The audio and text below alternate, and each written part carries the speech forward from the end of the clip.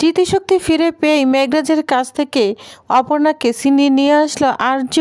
Happy river 70 দেখা যাবে। সম্পূর্ণ জানতে ভিডিওতে একটি লাইক দিয়ে চ্যানেলটি সাবস্ক্রাইব করে পুরো ভিডিওটি দেখতে থাকুন।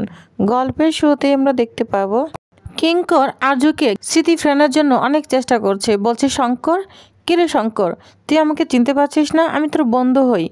তখন এখানে রাজলক্ষ্মী চলে আসে, বলতে থাকে, কিঙ্কর এবার কিন্তু বেশি বাড়াবাড়ি হচ্ছে। তখন কিঙ্কর আর্যকে ছেড়ে দেয়। অন্যদিকে দেখা যায় মীরা জেল থেকে ছাড়িয়েছে অপর্ণাকে, তো গাড়ি করে আসছে আর্যর কাছে। কিন্তু ড্রাইভার যে মেঘরাজ, অপর্ণা এবং মীরা কিছুতেই বুঝতে পারেনি। তখনই দেখা যায় মীরার কাছে ফোন আসে।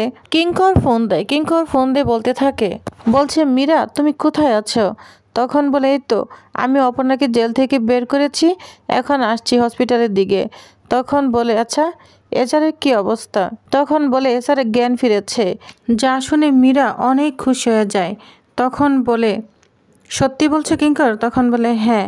তখন মীরা বলতে থাকে, আচ্ছা ওর কি সব মনে পড়েছে? তখন কিঙ্কর বলে, না না, এখন ওর কিছুই মনে পড়েনি, তবু কাউকে খুঁজছে। তখন মীরা বলে, কাকে আর খুঁজবে? হয়তো মিসেস সিংহরায়কেই খুঁজছে। তখন কিঙ্কর বলে, আরে না, সবাই তো এখানেই আছে, তবুকেই খুঁজে বেড়াচ্ছে। আমার মনে হয় ও অপর্ণাকেই খুঁজছে। আচ্ছা অপর্ণা কোথায় মীরা? তখন মীরা বলে, ও আমার সাথেই আছে, ওকে নিয়ে আমি আসছি। তখন কিঙ্কর বলে, হ্যাঁ হ্যাঁ, তাড়াতাড়ি নিয়ে আসো অপর্ণাকে, এখন যে ওকেই দরকার। এটা বলে কিঙ্কর ফোন রেখে দেয়। অন্যদিকে দেখা যায় অপর্ণা বলতে থাকে, মীরা ম্যাডাম কি হয়েছে? স্যার ঠিক আছে তো? তখন মীরা বলে, হ্যাঁ এ স্যার ঠিক আছে, ওর জ্ঞান ফিরেছে। যা শুনে তো অপর্ণা অনেক খুশি হয়ে যায়, প্রার্থনা করতে থাকে আর বলতে থাকে, জানেন তো মীরা ম্যাডাম, আমার বিশ্বাস স্যারের সব মনে পড়বে, সব। তখনই ড্রাইভার হেসে ওঠে, বলছে, আর্যর তো মনে পড়তেই পারে, কিন্তু অপর্ণা তোমার তো আর যাওয়া হবে না আর্যর কাছে। যা শুনে তো অবাক হয়ে যায় অপর্ণা। বলছে, মেঘরাজ? তখন বলে, হ্যাঁ। তোমার কি মনে হয় আমি থাকতে তোমাদের দুজনের মধুর মিলন হবে? সেটা কখনোই হতে পারে না। এদিকে মীরাও খুব ভয় পেতে থাকে। বলছে, কিঙ্কর তুমি কেন আমাদের এখানে নিয়ে এসেছো?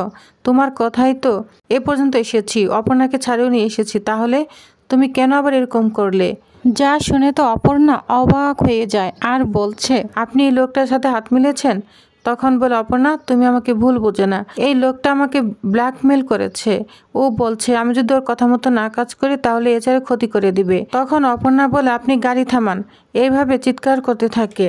এদিকে অপর্ণা কিভাবে বাঁচবে মেঘরাজের হাত থেকে কিছুই বুঝতে পারছে না।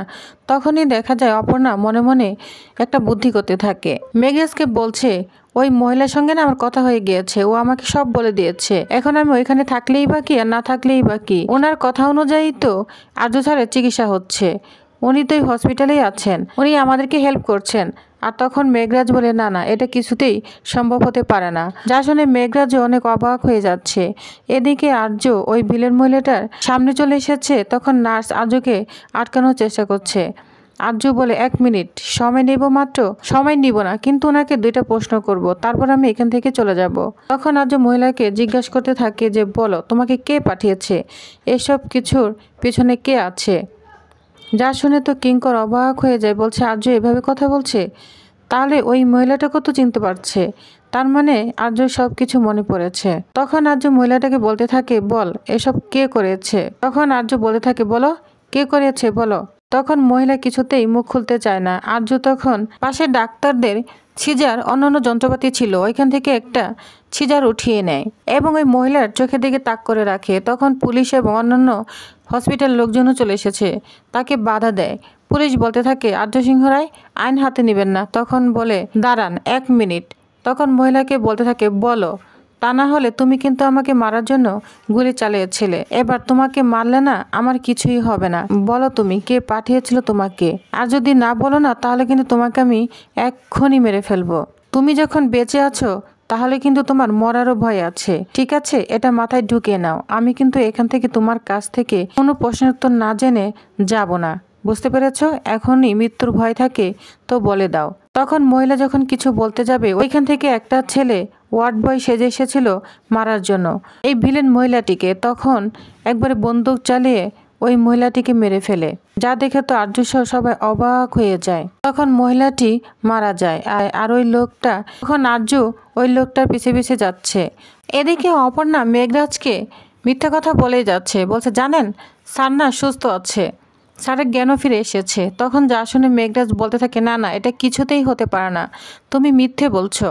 তখন অপর্ণা বলে, আমি সত্যি কথাই বলছি, ওই মহিলা সবকিছু তথ্য আমাদেরকে দিয়ে দিয়েছে, আপনি কেন বিশ্বাস করছেন না? তখন মেঘরাজ বলে, আমি কিছুতেই বিশ্বাস করতে পারি না, এটা কখনোই হতে পারে না। যা শুনে অপর্ণা বলে, শুনুন, কিচ্ছু হবে না, আর্য সিংহ রায়ের না কিচ্ছু হবে না, আপনি আগেও কিছু করতে পারেননি, এখনও কিছু করতে পারবেন না। এই বলে অপর্ণা হাতে একটা লোহার জিনিস তুলে মেঘরাজের মাথায় জুড়ে আঘাত করতে থাকে। তখন মেঘরাজ আর গাড়ি চালাতে পারে না, গাড়িটা অ্যাক্সিডেন্ট হয়ে যায়। মীরা, মেঘরাজ, অপর্ণা তিনজনে আঘাত পায়, তিনজনে জ্ঞান হারিয়ে গাড়ির ভিতরেই পড়ে থাকে। অন্যদিকে দেখা যায় আর্য ওই গুন্ডাটাকে ধরে ফেলেছে, বলছে, বল কে তোদের পাঠিয়েছে, আর শোন, জানিস আমি কে? আর্য সিংহ রায়, আই এম ব্যাক, বুঝতে পেরেছিস? তখন গুন্ডাটা অনেক ভয় পেয়ে যায়। আর্য তখন পিছন দিক থেকে তাকিয়ে দেখে অনেকগুলো লোক তাদের দিকে তাকিয়ে আছে। তখন বলে, প্লিজ আপনারা চলে যান।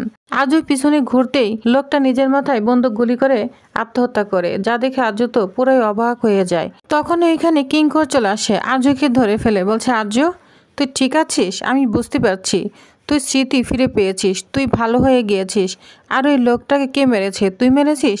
তখন বলে, না, ও আমাকে মেরে ফেলতে পারতো, কিন্তু ও সেটা করেনি, ও নিজেই নিজের মাথায় বন্দুক গুলি চালিয়ে মরে গিয়েছে।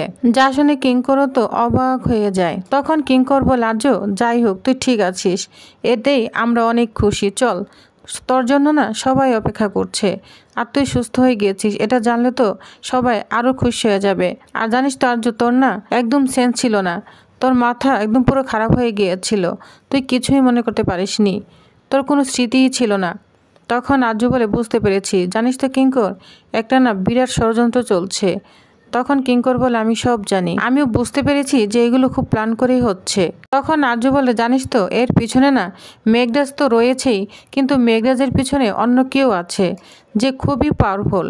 তখন কিঙ্কর বলে, তুই কোনো চিন্তা করিস না, যে যে আছেন এর পিছনে তাদের সবাইকে ধরে এমন শাস্তি দিব না, চিরজীবন মনে রাখবে, ওদেরকে আমি একদম মেরেই ফেলবো। কিন্তু এখন চল, সবাই তোর জন্য অপেক্ষা করছে। কিন্তু আর্য কিছুতেই যেতে চাচ্ছে না, বলছে, অপর্ণা, অপর্ণা কোথায়? তখন কিঙ্কর তো চুপ করে থাকে, আর কিছুই বলে না।